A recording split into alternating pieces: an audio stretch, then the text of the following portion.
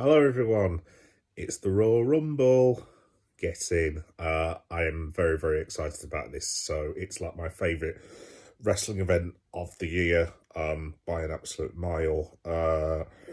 Obviously I love Wrestlemania, and I don't know, Wrestle Kingdom for New Japan, when I've been to AEW for Wembley Stadium, Survivor Series, etc., etc. But this is like, it's like, obviously it's like the proper start to the road to WrestleMania, and I just love the Royal Rumble match, obviously the women's and the men's, and the card looks absolutely amazing. So, yeah, just dropping a very quick video.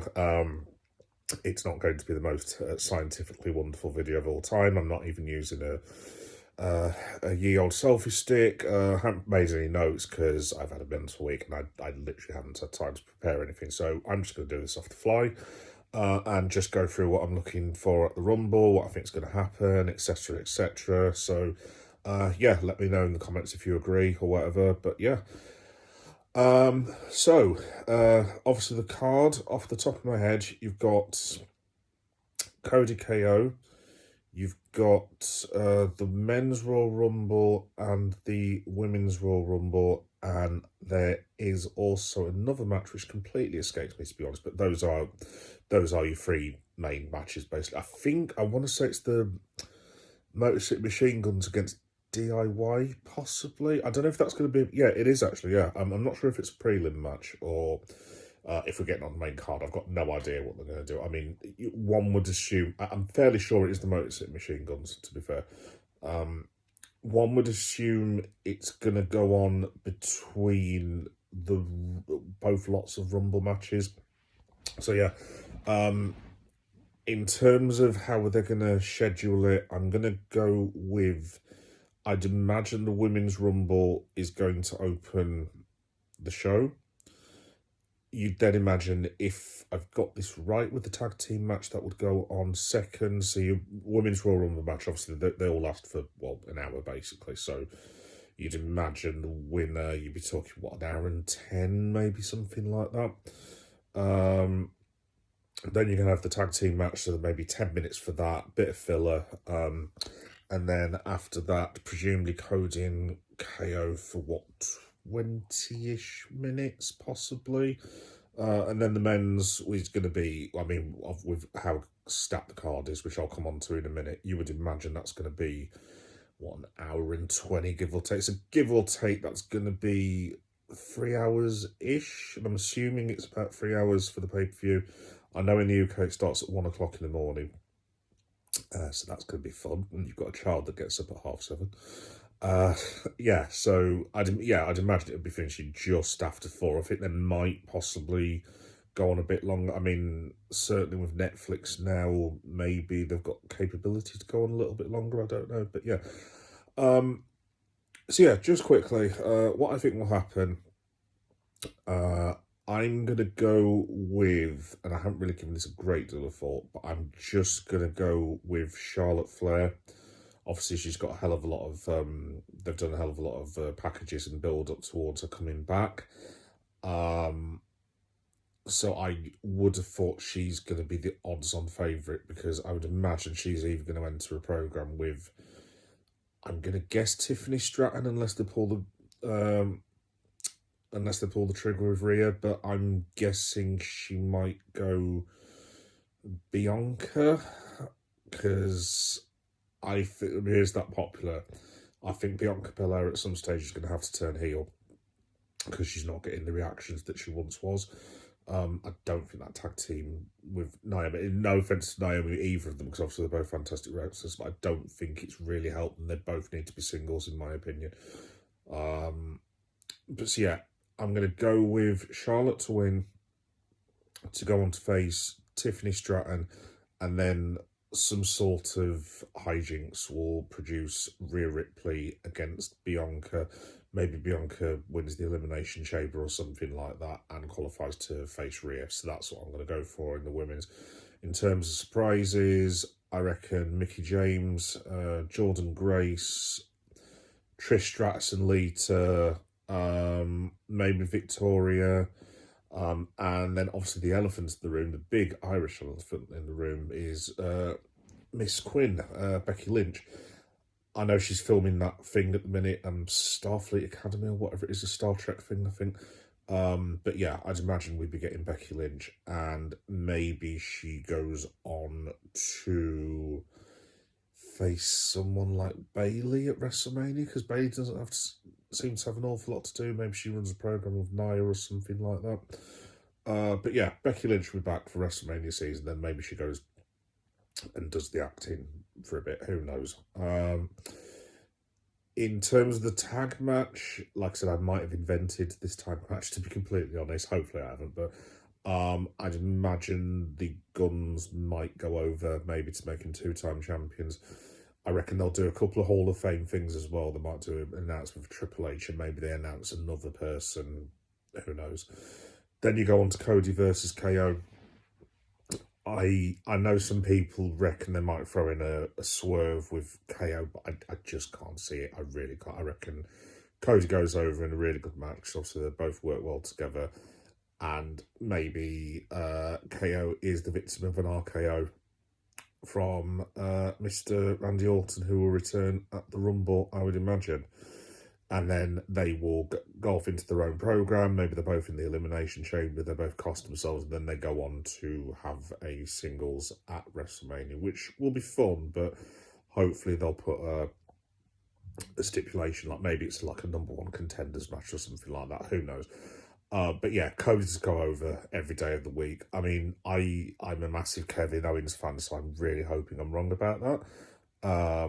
But yeah, I would imagine Cody. And just finally, the Men's Royal Rumble. I've agonised over this for days now, because there's so many ways you could go. I mean, to be fair, it's not just marketing. WWE do go a bit far with the old hyperbole, as we all know. But I mean, it's stacked in it. I mean, you've got CM Punk, you've got the wretched Logan Paul, who admittedly is very good. Obviously, you've got Roman, you've got Cena, you've got Sami Zayn. You've got all the people that are going to be returning. Basically, Penta, I reckon, will have a good showing. Yeah, there's just boatloads, isn't there? I mean, in terms of returns, I mean, Brock Lesnar, maybe he does the reverse elimination of Drew McIntyre. I mean, he's another one that could win it. I mean, obviously you've got Jey Uso involved as well. I don't think any of them win, obviously it goes without saying, but I think you could make a case for 8, and you could make a realistic case for 4 of them. So yeah, my pick for a surprise, just the amount of times they've mentioned Lesnar by name, and they're trying to reintegrate him, obviously, after what happened with Vince and all that. I would imagine Mr. Lesnar will return, and in terms of surprises, I don't know what his release status is. I really don't. But I reckon Malachi Black, or Alistair Black, as he was once known in that parish, will return. And after that, maybe some legends will come back of some description. I can't think of any off the top of my head. I don't know if there's any free agency out there at the minute. I think Jacob Fatu has got a chance, but maybe he gets eliminated by Roman or something like that. But I reckon your Iron Men are going to be Penta and Jacob Fatu, or in fact, it wouldn't surprise me if they started Jacob at #1 and he gets all the way to like the last 4, maybe. I reckon Bron Breakker will have a good showing as well. In fact, I wouldn't be surprised, as my little prediction for next year, so 15 months' time, how long that is, I won't be surprised at all if it's Bron Breakker versus Jacob Fatu for one of the world titles. In terms of going forward, I mean, you had the Seth Rollins as well. I didn't even think of him. In terms of going forward, obviously, you've got Gunther is waiting with the world title, and you've got what I'm assuming would be Cody to do the Universal title. So, my final 4, I'm going to go with Roman, CM Punk, Logan Paul, just because they've made this massive deal about it, and then maybe John Cena.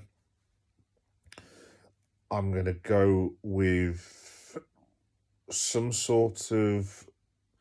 They've got to find a way of getting Roman out that makes him look strong. So maybe there's some sort of like debacle involving Roman and Punk. Maybe, I don't know, Jacob Fatu comes back and eliminates him and they run a program. I don't know, but I reckon there'll be some sort of thing where someone either swerves or turns on Roman, and then that will be perhaps his feud. In which case, you're looking at the Great One. Perhaps The Rock comes in, maybe he eliminates Roman, and then maybe that is the WrestleMania match in amongst all the great matches we'll have. Yeah, actually, we'll do that. I'm going to go with The Rock eliminating Roman Reigns to set up Roman versus Rock. Then I'm going to go with CM Punk surviving, Cena eliminating Logan Paul, and then CM Punk eliminating John Cena to win the Rumble. And then from there, I mean, you've got what choice of Gunther or you've got Cody Rhodes. I'm just wondering with the reaction to Cody and CM Punk, maybe they might, I don't know if that was the plan all along, maybe they will just go Punk and Rhodes, and maybe Rhodes puts CM Punk over, and then maybe he turns heel and they start like a massive feud from there. Who knows? But yeah, I fully expect Punk to win. I fully expect him. I mean, if he doesn't win, he'll win Chamber, and then he'll go on to face whoever. I suppose he could face Gunther, maybe. I don't know. But I'd imagine they're going to go with Cody versus CM Punk. Like I said, I could be wrong. I mean, it could be Logan Paul, it could be Cena, who knows? It could be anything at this stage. But yeah, I'm going to go with CM Punk to win the Rumble and then facing Cody. And then in terms of Gunther's title, I wouldn't be surprised if it's John Cena, you know. I really wouldn't. I reckon Cena might go in as the massive underdog, and then he stands tall, wins the Elimination Chamber, and then Gunther gets the biggest match of his life, basically. So he'll get the rub. Maybe Cena wins it and ties it for 17, because obviously that would be a massive moment, but obviously that might get lost a little bit in WrestleMania if you've got The Rock, if you've got Punk. They're going to be the biggest story, so maybe they hold back on it. But yeah, I reckon Cena might win the Elimination Chamber and then potentially dethrone Gunther, or maybe he'll give Gunther the win and put him over. Who knows?